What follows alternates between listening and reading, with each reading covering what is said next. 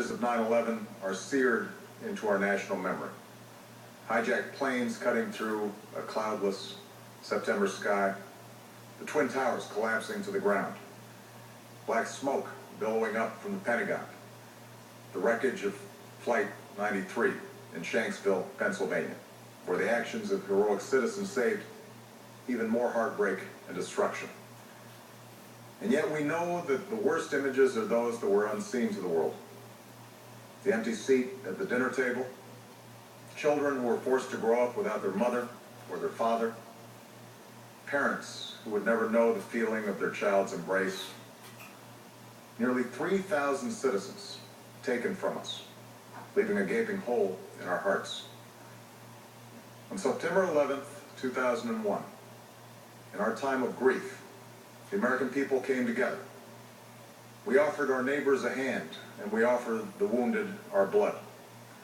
We reaffirmed our ties to each other and our love of community and country. On that day, no matter where we came from, what God we prayed to, or what race or ethnicity we were united as one American family. We were also united in our resolve to protect our nation and to bring those who committed this vicious attack to justice. We quickly learned that the 9/11 attacks were carried out by Al-Qaeda, an organization headed by Osama Bin Laden, which had openly declared war on the United States and was committed to killing innocents in our country and around the globe. And so we went to war against Al-Qaeda to protect our citizens, our friends, and our allies. Over the last 10 years, thanks to the tireless and heroic work of our military and our counterterrorism professionals, we've made great strides in that effort. We've disrupted terrorist attacks and strengthened our homeland defense. In Afghanistan, we removed the Taliban government, which had given Bin Laden and Al-Qaeda safe haven and support. And around the globe, we worked with our friends and allies to capture or kill scores of Al-Qaeda terrorists, including several who were a part of the 9/11 plot. Yet, Osama Bin Laden avoided capture and escaped across the Afghan border into Pakistan. Meanwhile, Al-Qaeda continued to operate from along that border and operate through its affiliates across the world. And so shortly after taking office, I directed Leon Panetta, the director of the CIA, to make the killing or capture of Bin Laden the top priority of our war against Al-Qaeda, even as we continued our broader efforts to disrupt, dismantle, and defeat his network. Then, last August, after years of painstaking work by our intelligence community, I was briefed on a possible lead to Bin Laden. It was far from certain, and it took many months to run this thread to ground.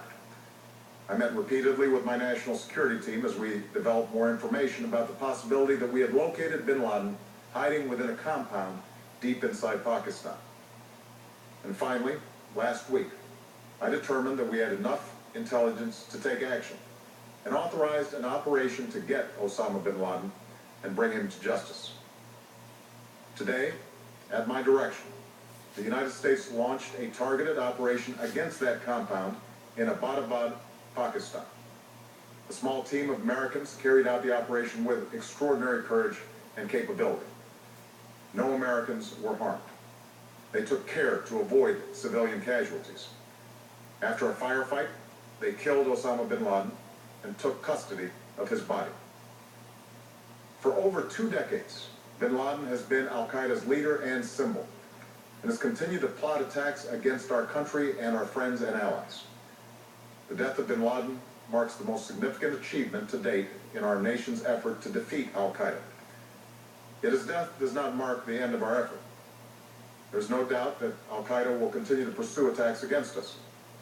We must, and we will, remain vigilant at home and abroad. As we do, we must also reaffirm that the United States is not and never will be at war with Islam.